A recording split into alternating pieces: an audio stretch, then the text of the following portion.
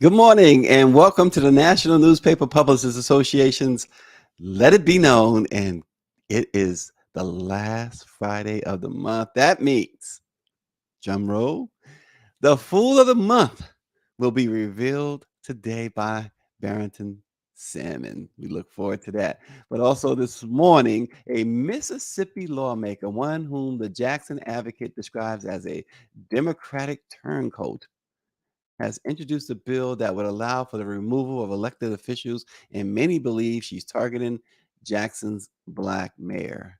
We'll have some details on that. And a Michigan school board member has Black Twitter abuzz because she's not apologizing for a remark in which she condemned whiteness as evil. We're going to talk about that this morning as well.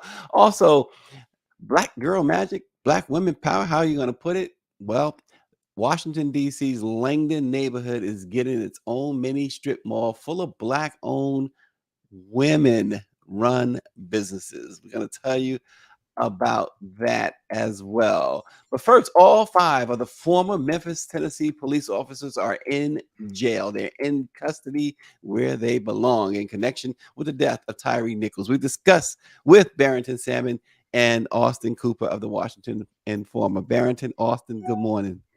Good morning, my brothers. How are you? Fine. How you all doing? Okay. Good. So, guys, we start with the 5 former Memphis, Tennessee police officers. They're in custody as we speak in the horrific death of Tyre Nichols. We've seen the pictures, and today we're going to see the video. Barrington, your reaction to it all? It's heartbreaking. It's maddening. It just makes me want to hit some things, because we every few months we end up being in a situation where we have cops killing people who look like us. I think a lot of folks are struck because it's 5 Black officers, but they represent a culture, a system that is in dire need of reform. But the people most in a position to do it, federal government, local and state officials, they're either afraid or unwilling to do it. I'm not sure at this point what has to be done for them to see it, but we gotta reform or abolish it. Mm-hmm. Well, the 5 officers are Tadarius Bean, Demetrius Haley, Emmett Martin III, Desmond Mills Jr., and Justin Smith. They have some serious charges that they're facing, that rightfully so. But also, I think Barrington just mentioned this morning, kidnapping charges are among them, or attempted kidnapping charges. Austin, this suggests that there is a whole lot more than meets the eye, a whole lot worse than what we like. How did it get worse than this? But it suggests that these guys they're just bad all around. Animals, and savages. And unfortunately, I agree with everything my brother said. And unfortunately, this evening, America is going to see, not live, but certainly pre-recorded, Black on Black crime.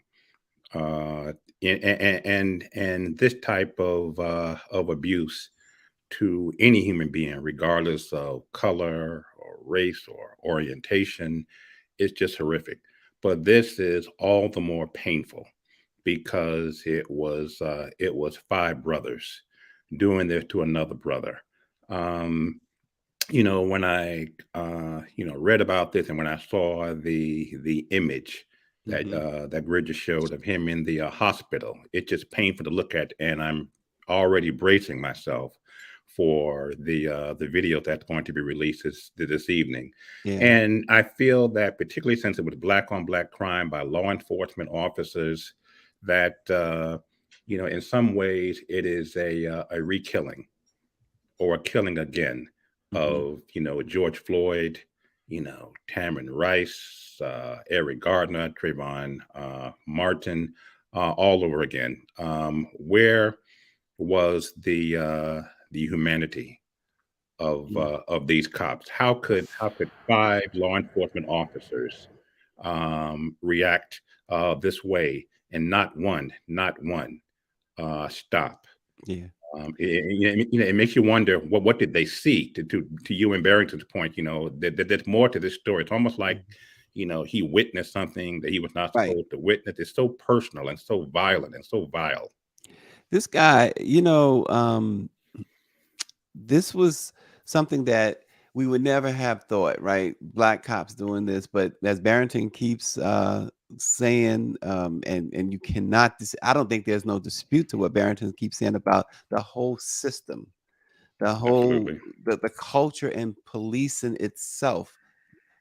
These guys, this is the most cowardly act because, it's 5 of you got guns and badges, and then this civilian. But they Tasers, mace. get their power. They get their power from the gun and the badge, and also, because we'll see if this is going to be different from all the other cases, because these people have been allowed to act with impunity. They do what they want. It's really interesting because the usual mechanisms that take place when cops kill black people are not in play here. Mm-mm. Usually they put them on a desk or administrative leave with or without pay. Yep. These guys were fired within days. Is the union? There's no union outcry. There's no union outcry. Nothing. There's no union anything. And the police. I mean, I don't know if you guys have seen the videotape of the police chief. I was surprised and very, very, very humane, very concerned about what these guys had done. Talked about they had failed the department and the community, and then they got charged with 2nd-degree murder. Mm-hmm. So they're in a jam, deservedly so. As they say in the in police stations, they're in a jackpot. NW Power 96 says NWA did say black cops showing out for the white police. Where is the Blue Lives Matter and back the blue people? Yeah. None of those people are saying anything. And but the thing that is most maddening is that after the global and national protests in 2020 following the murder of George Floyd, all of a sudden, people use the excuse of saying, well, crime is increasing because of COVID, to basically do nothing. So you have NYPD with a $10 billion budget. You have the LAPD with one of the worst records in dealing with citizens, particularly black citizens. The budget is through the roof, and they're trying to get more money. And the president has given hundreds of millions of dollars to police departments, ignoring the reality that these structures need to be reformed. Early findings in the autopsy show that Tyre Nichols was severely beaten before he died. It's Austin. We talk about the video coming out. You can only, like you said, you brace yourself, because when you look at the result, what we've seen him in the hospital bed, so you can only imagine the actual action. It's going to be tough to look at. And the pain and the agony of the 3 of us, your viewers and listeners and Americans across the country, it's going to be painful for certainly most of us. But when you look at the pain of this young brother's mother, when she was talking yesterday, my eyes just welled up with tears, and she made a statement, something to the effect of My son was murdered on January 7th, but the doctors pulled the plug on January 10th, meaning he was dead when, before they called the ambulance. And there's some, it seems like I read or heard that there was a delay on their part, Yeah. and even calling, dialing 911. I'm also wondering, why was there no supervising officer on the scene? I mean, hopefully that might have made a difference. I mean, it was just like 5 African American police officers are gone wild on an innocent civilian. Yeah, it is heartbreaking. So we'll see this afternoon or this evening. Bobby Henry is with us this morning on Facebook. Bobby Henry says the union does not look like them, and Power 96 chimes in again that those cops were part of the Scorpion unit. He says, I'm pretty sure this isn't their first time beating another brother. Those special units are undisciplined and unregulated. Horrible. But there's also, I covered cops for 10 years, and they'll always tell you, if somebody makes you run, you're going to beat their ass. And he ran when they stopped him. So I think there's more to it than what we're hearing, but that's also a part of it. They give you a beat down whenever you make them have to run. Well, the way things have gone, it's certainly for Black folk, it's hard not to run. I mean, you're in such, you just don't know anymore if a simple traffic stop. In fact, the odds have greatly increased that a simple traffic stop will mean the end of your life. End of your life, and that's just the reality. Yeah, but I listened in on a Zoom call a couple of days ago. Dr. Melina Abdullah, LA Black Power, Black Lives Matter LA, and they have a number of proposals that they're presented to the city council to remove police officers from handling traffic stops, from handling wellness checks and mental health checks and that type of thing. And that's the real reason why they said defund the police. Take all this money that these guys are getting. I mean, I read something yesterday, and one police department had like $100 million or some ridiculous amount of money overtime. Some ridiculous amount of money overtime. And so, there is a large push by those seeking reform and or abolition of police structure to decouple the cops from those situations where they're not trained, they have no sensitivity. I mean, they killed a young man in LA. He was one of the first 3 that they killed early in the year, and he was having a mental health crisis. Yep. Got him like 7 or 8 times. And then they tased Keenan Anderson to death. They say he may have been having a mental health break or something. So these are just a bunch of goddamn rogues who are out of control, and nobody cares to address the reality of what they're doing to people. And it's not just Black people; it's disproportionately Black people, but they're frigging up everybody, including family members. I mean, you look at these off. I mean, if you can go that rogue on a total stranger, and just have that kind of rage, that you have to release your rage in that manner. What is happening on the home front with these 5 officers? What are they doing to their wives? What are they doing to their girlfriends? Domestic violence is a huge problem for most of these cops. And because of who they are and who they know, most of the time it doesn't, the what they're doing doesn't go anywhere. There's no charges. It's swept under the rug. I mean, it's well, yeah. David Youngblood says it's about policing, not policemen, and the whole system. It's the system that has to, in order for anything to change, that has to change. We're gonna move on to a situation in Jackson, Mississippi. Republicans have been looking for ways to legally challenge election results they don't like since Joe Biden defeated Donald Trump in 2020.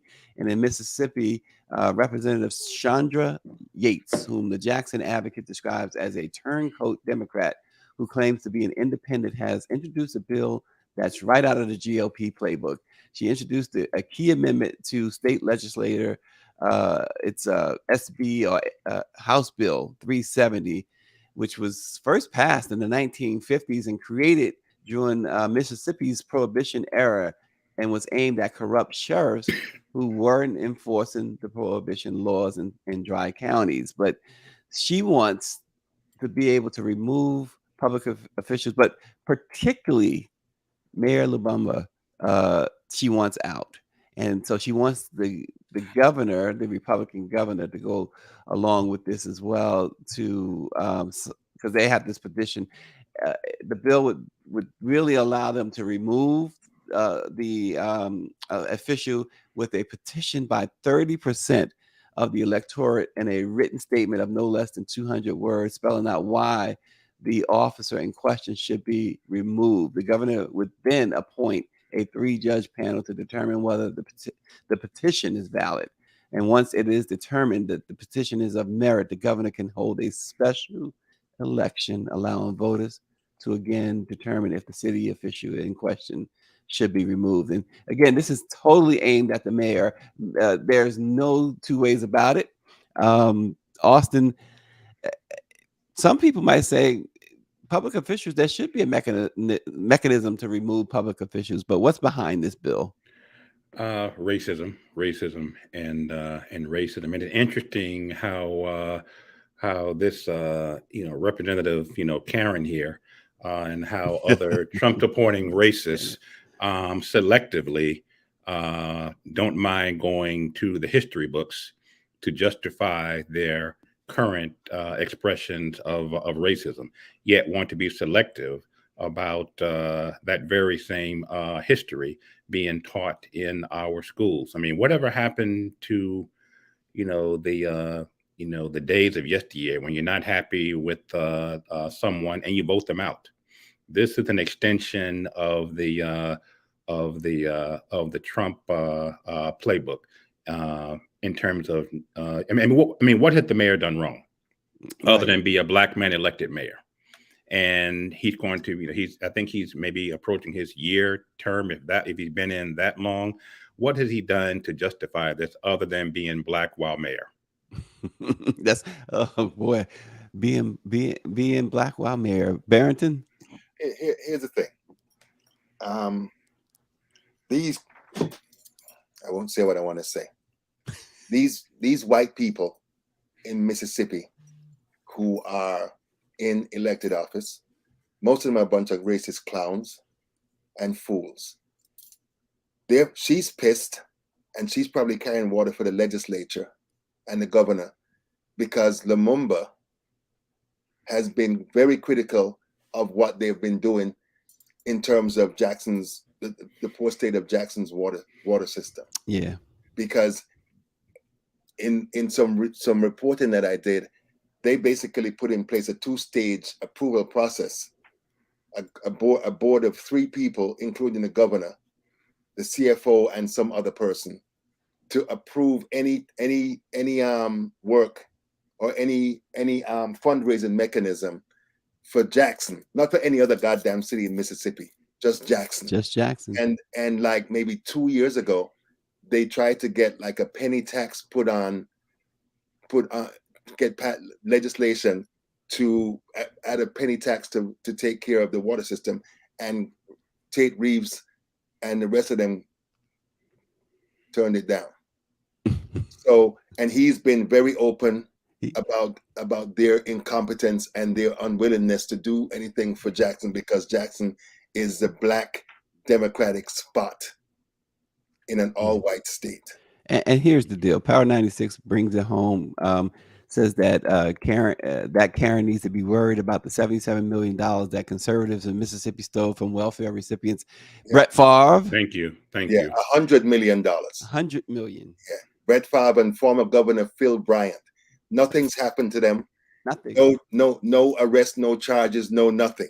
And so this legislator, Yep. She's focusing on something like removing the mayor. Well, what about Brett Favre? Why isn't Brett Favre locked up?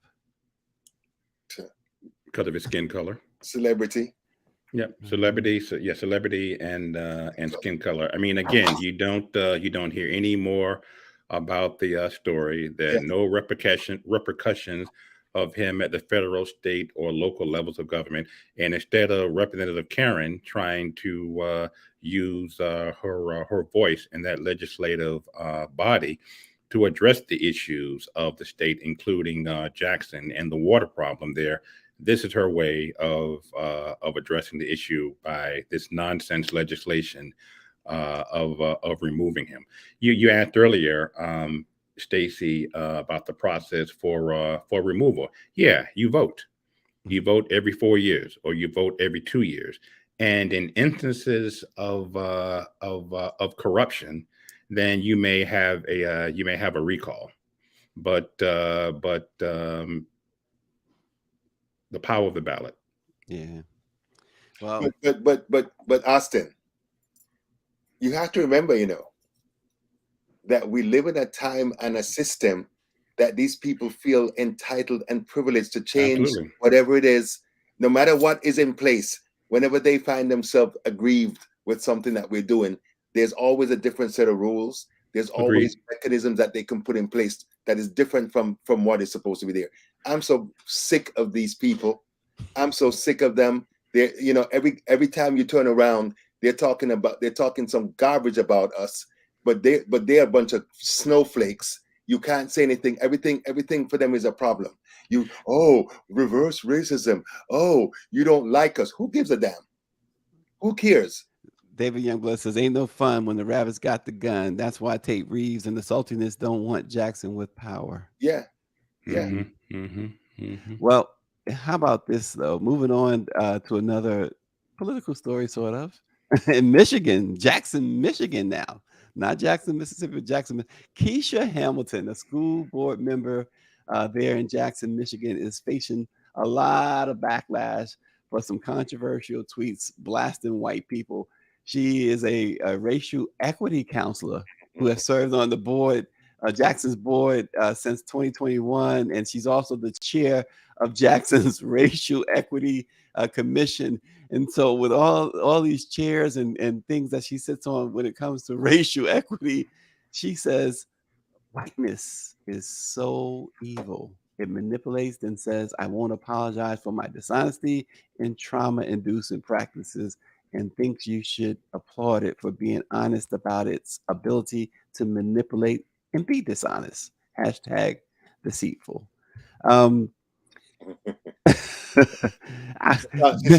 She sounds like Barrington. She's out. That's I what. know. That's And where I I'm was about going. to say, is she related to Barrington? When I Yes. first read Is about that your this, sister? She's my sister. Give them the blues. Yo, listen. If we can't sleep, if we can't be comfortable, they can't sleep neither. I mean, you got to speak truth to power. You got to be honest. I mean, 500 years of history is an illustration of just how evil these white people are. And we not at 600 yet. It seems like we've been saying 500 for a long time. So I'm glad that she has not folded to the pressure, because they were trying to get her to resign. The white folks on some commission or board or whatever, council, were trying to get her to resign, and she was unapologetic. I love it. And she's got her supporters too. The most important thing is that she has the supporters around her, and that she has people protecting her, because they're coming after her. Yeah, the parents are saying that her comments should not be condoned. How can all kids feel safe when physical characteristics over which they have no control are being called evil and dangerous? But supporters like Maisha Jones she said she's a black woman, I should say, but she said the comments were not about skin tone, but about systemic racism. She said whiteness is the system, the ideology, the belief, the thought that because your skin is white, you are superior to black people. Because your skin is white, you deserve better. Because your skin is white, you have better opportunities. And this is this is one of many who have stood up now to defend her. Mhm. I mean, she And said that's whiteness is so. She said whiteness is so evil. Had she said, and it's coming under attack for that by folks, supposedly offended. Had she said racism is so evil and taken out whiteness, they there make still right. would have been the Yeah. same backlash. Yeah. So it's all fake. Just nonsense on the part of racists. But the thing that strikes me as well is that at the end of the day, Dr. John Henry Clark said black people have no friends. And when you listen to the backlash for anything that is black, it's not just conservatives or far right extremists. It's them it's them liberals as well. Austin, he just can't help himself, right? It's them liberals as well. So they'll pretend that they're your allies. They'll pretend that they support your positions. They'll pretend that they're against racism. But at the end of the day, their perks, power, and privilege is more important than any safe space, anything that any allowing us. We can't even breathe. Mm-hmm. Yeah, We can't even breathe. Paris Brown says that she should provide examples in her comments. David Youngblood, though, says we have spent 400 years being indoctrinated to believe blackness is evil. Yeah. Yeah. Yeah. But does the young lady think that presenting examples would make a difference? It wouldn't make a difference because those who don't want to see won't see. Well, she is standing. The one thing here, whether you agree with her or whether you disagree with her, I will tell you this: she's standing. She is standing strong on her comments. She is not. Good. These are my comments. She's not backing down at all. Nope. Yeah. Nope. And to be clear, I just want to clarify, Barrington, you are related to her or you're not? No. Okay. She's my sister. Amen. She's my sister in the struggle, bro. She's our sister. Absolutely. Mike V writes. And the thing that I always think about, like, I have a cousin, my favorite cousin, and he called me. He was like, "What the hell is wrong with you?" And I'm like, "What did I do?" He said, "You always writing this incendiary stuff on social media." And I was like, "So?" He's like, "Well, somebody else should do it." And I said, "Well, I need to do it. Because if I'm not doing it, who's going to do it?" Who's going to do it? Right? We have got to stop running from our reality. The last 6 years have been horrendous. We're using that word a lot today. For black and brown people, for trans people, for LGBT people, for anybody who is not a white male so-called Christian. And as far as I'm concerned, they can kiss my ass. Well, Mike V writes him from YouTube. Sorry? He says they will put up a statue of Martin and Coretta and tell you to, quote unquote, embrace. Don't get me started on that statue again, Mike. That statue. Oh my God. Well, you gotta give space for artistic license. I think it's a strange looking thing, and it was only when somebody had a meme that showed like them hugging, like they overlaid Martin and Coretta hugging, and I was like, oh, because I couldn't figure out what that thing was supposed to be. Why didn't they just put their heads on it? Thank you. Just I still don't get it. Look, I got. Come on. I will not be visiting the Embrace. Where is that statue? In Boston. In Boston? Well, of course. Are you surprised? Although they said it was a black artist, but still. It is a black artist. Yeah, but still, Boston. And I got to say this, about my brother Barrington. I'm sorry, Stacey. Barrington was on earlier this week, so I try to listen to your show every morning, and most times I got my earpiece in. I'm walking around the apartment doing things, but when Barrington's on, I just sit down. I just sit down and embrace myself. Oh, sorry, brother Barrington. I love you, brother. No, it's fine. It's fine. Listen, look, I am who I am. David Youngblood says that he absolutely loves that statue. See, David probably has those artist-like eyes, Yeah. because I think folks who are artistically inclined can see perhaps what this young man was aiming for with Embrace. So I think David has said that before, that he loves this statue. So, and I don't think he's I don't think he's joking. I Why think he's does he telling. love it? Yeah, David, you need to tell us why you love the statue. I'm You curious. don't need to, but we would like for you to. Yeah. But I'm curious. I am curious too, 'Cause Mike. I would like to think that I'm more than a little artistically inclined, and I was like, what is that? And I'm less than a little artistically inclined. So I just look at it and I don't get it. Get it. I So don't what they get. say, I'm gonna. beauty's in the I eyes of the keep beholder. look. Yeah. I keep saying David and Power 96. They need to be on the show, and David can come on and explain to us and take us to school on why this is a work of art. Yep. So, and Mike V says Boston Common, a predominantly white section and wealthy section where Black people have no access. Not on MLK Boulevard though. Wow. And Power 96 says, at least the one thing I can say is at least it wasn't a Confederate statue going up. That's So look, y'all, progress.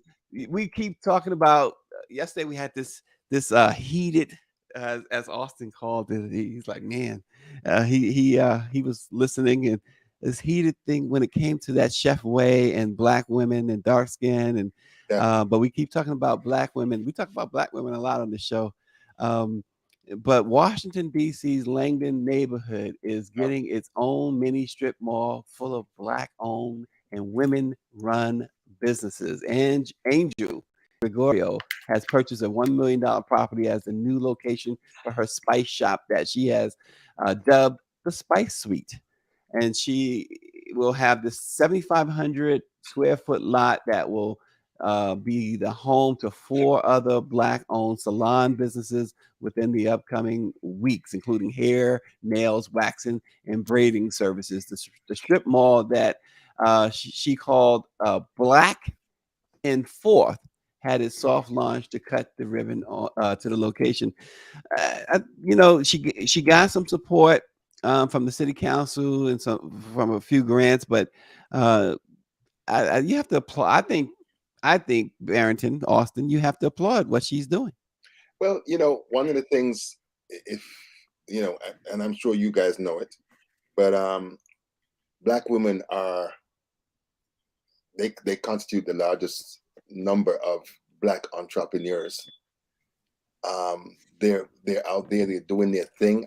I love this, particularly in a city that we can no longer call Chocolate City. Black people have been pushed out, marginalized, and any other adjective you can think of in a city that used to be their own. And as this is a Washington D.C. is emblematic of the country writ large. Very often, if you're a business person, you got to give your firstborn to get a loan. The barriers that are put in place for people going into business is daunting. And so I applaud Councilmember Kenya McDuffie, who they said was very instrumental in getting this to happen. And I applaud the young lady and the women that are doing this. And I hope that we see more of these types of things popping up in DC. Absolutely. And what she is doing is inspiring young girls and young boys to be entrepreneurs and demonstrating in a concrete way, giving back to the community and creating jobs in the community. So I have nothing but praises for this young lady and Councilmember McDuffie and the mayor's office and anyone else involved in this endeavor.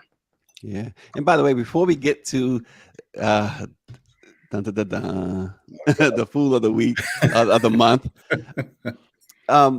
little note: with all the documents being found at Vice President Mike Pence's home, President Biden's home, Donald Trump's home, the National Archives, I just learned, it has reached out to President Obama, President Bush, and President Clinton, and has asked them to check for classified documents. This is where that thing has gone now.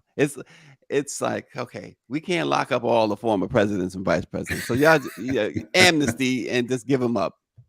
But if you even think about the whole notion of what is secret and what is top secret, I think someone said it's like 50 million documents that are that fall into that's ridiculous. I'm sure there's lots of things they can declassify, or they can ask, Lord Jesus, Trump to just wave his hand over the documents and declassify them or something. Well, that's what. But wait, but Trump. That's what Trump said, though. Trump said that. He said that. But he didn't say, Barrington, I can wave my hand over. He said, I can just think it. Think about it. Declassify it. And this is the fool that they want to that they talk about. Break. Anyway, it doesn't make any sense, and it's real interesting because every day we get more examples of just how fallible this system is, this political system, the Supreme Court. I mean, hell, a senior FBI supervisor in Oleg Deripaska's pocket, $225,000. All of these institutions that they try to make us think are perfect and all this stuff, they have feet of clay.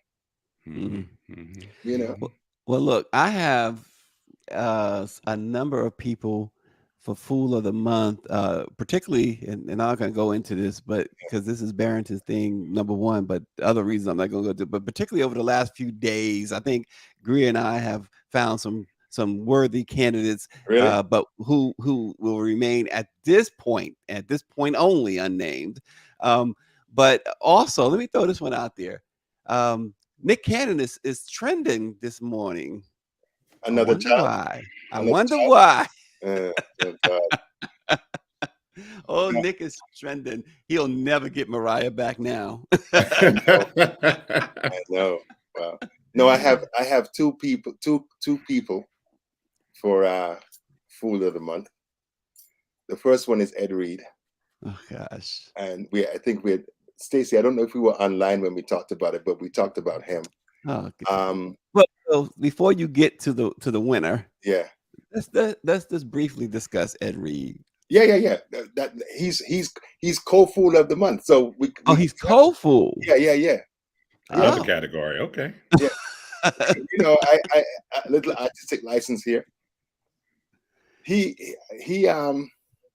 was pulled in to be coach for Bethune-Cookman, and at some point they said that they couldn't agree on the details of the contract, but he went on a little mini rant, like a little spoiled child, and talked about the office that he was going into being dirty, the campus being garbage and stuff on the campus, and just a whole bunch of a temper tantrum.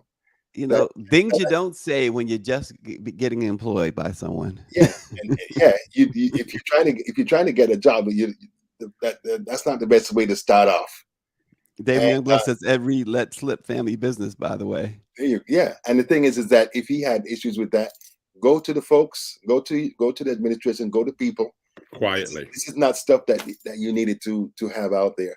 But one of the things that we are reminded of almost daily is a sense of entitlement that these athletes and so-called celebrities have. Mm-hmm. They grow up in bubbles that they can do and say what they want, and then when they don't get what they want, they act like a bunch of goddamn children. And he was acting like a child, and it was unnecessary.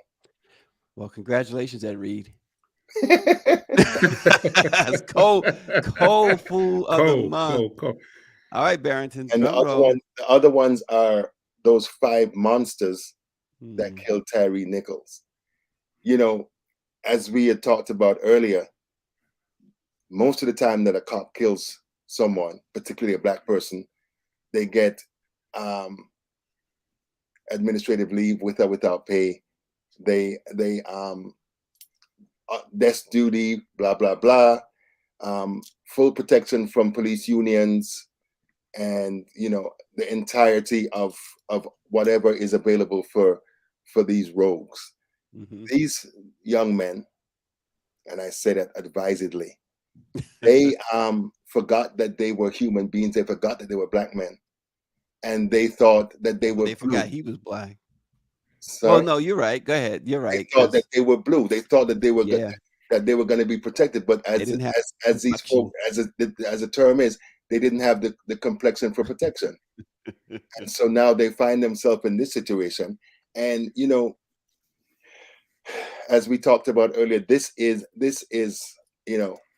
exhibit 1 for the dismantling of what they claim is the criminal justice system, law enforcement. You have 18,000 police departments in the United States, and no central policy. No, it's just like 18,000 pieces of a jigsaw puzzle.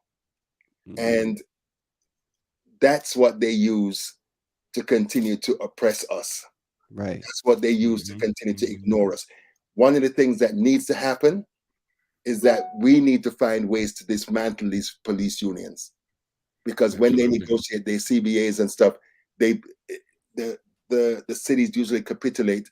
They do what they want. And I argue, and I will continue to argue, that until police union money, pension money, and police department budgets are used to pay for when these people kill people, the $27 million that they paid George Floyd family should have come out of a pension fund, should have come out of union dues. Absolutely, and not taxpayer. Exactly. Yep. Because taxpayers are the ones who are paying for this. Qualified immunity needs to go. And qualified immunity needs to go. Now, all these things were part of the George Floyd police reform bill, but the little punk Tim Scott and Lindsey Graham and all those clowns, they were never interested in allowing it to pass. And Tim thought that he was the big man on campus, that he could negotiate with Cory Booker and those guys, and they pulled him back by his drawers and told him, you need to keep your place. By his drawers. So these guys are jokers, man. They pulled him back by his drawers. By his drawers. He gave him a wedgie, huh? Yeah. To remind him that he's not on their level. Well, David Youngblood makes a point. He says even they are now horrified to see themselves in a place they could never imagine being in, and that leads to this, Austin. Good. Somebody. Okay, so will we see a couple of these officers flip on? Well, they start flipping on each other, offering stuff up now, because David's right. Imagine for a police officer being now in this position where he's going to be with people he locked up. Yeah. Hell, if I was in that position, I would certainly flip. Is there deals to be made? Do we, based on the little information that we do have on these guys, do you think there might be deals to be made? There could be, but I think that, in fact, there likely will be. I mean, one of these officers at least will turn on the others. But I hope that all 5 of them serve some time in prison, regardless of how much you flip, how much information you turn over. And again, it's going to be telling how much flipping can be done when we see who was actually doing the beatings tonight. I mean, were they all taking swings? Well, that sort of reduces your chance of saying I really wasn't involved. I was standing off to the side. I was encouraging them, to stop. But Austin, it's standard operating procedure to offer them a deal. So and they always tell you, if you're the first one to get in, you get the best deal. That's how I understand that. No, agreed. I understand having the best deal, but any best deal should include jail time. Yeah, it's a whole lot of jail time. That's all I was saying, brother. Right, ain't no doubt about this. These guys, I think that these guys might end up being the cops that serve the most time in the history of this country. Well, but here's the thing, though, is the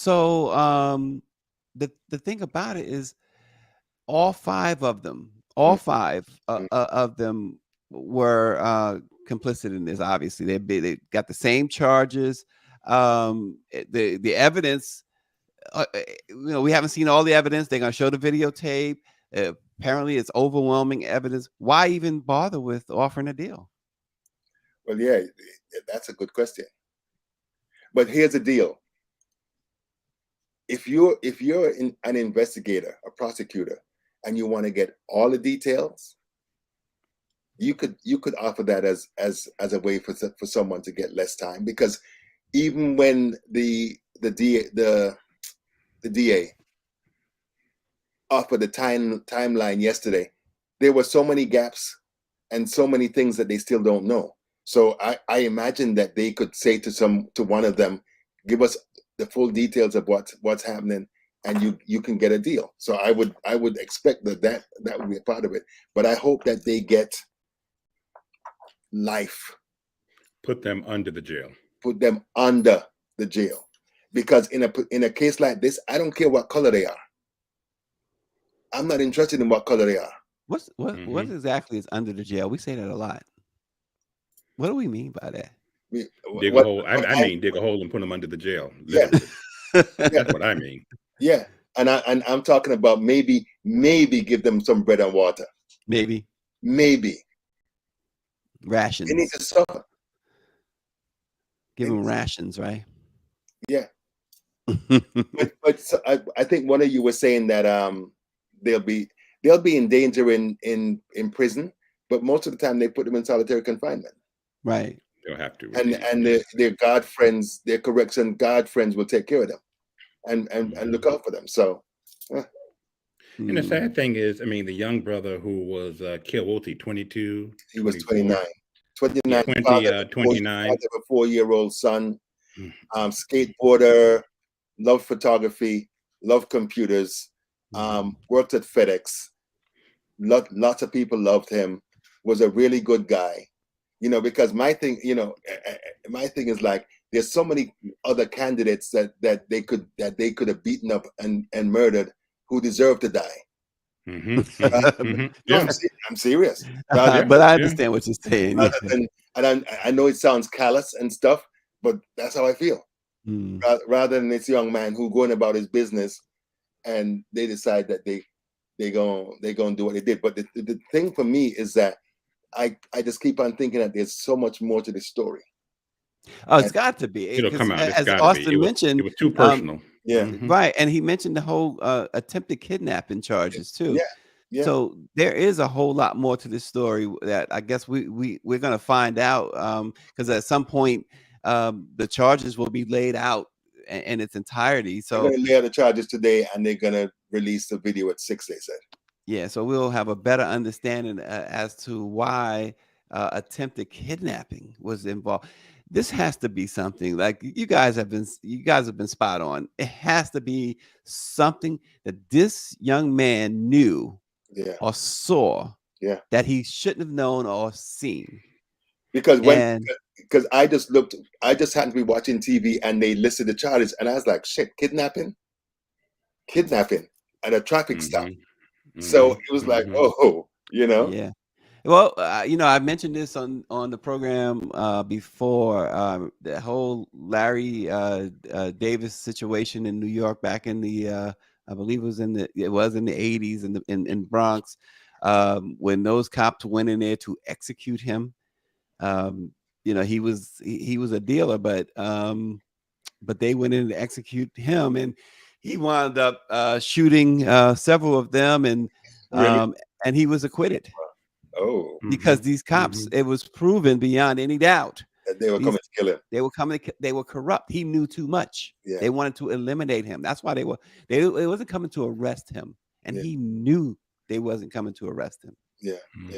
And so go ahead, Austin. What kind of, if they felt comfortable doing this to this brother. With the body cams on and all of that, you're just gone.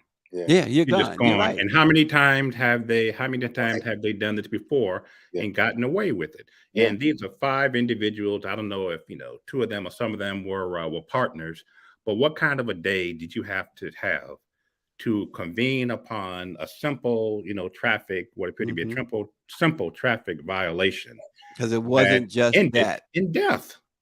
It It wasn't wasn't just just that. that. You're right. It wasn't Yeah. just that, and that will come out. Well, the fools of the month, those officers, they're certainly in the running now for fool of the year, I'm sure, even though it's January. And Ed Reed, fools of the month. Just a side note from Bobby Henry, the westsidegazette.com to hear more and to read more. There's a couple of articles about Ed Reed and Bethune-Cookman University. Go to the West Side Gazette.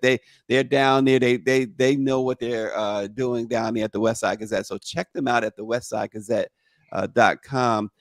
David Youngblood says, I don't believe in jails. He says, put them in cages along the interstate for school buses filled with children can see what bad acts get you.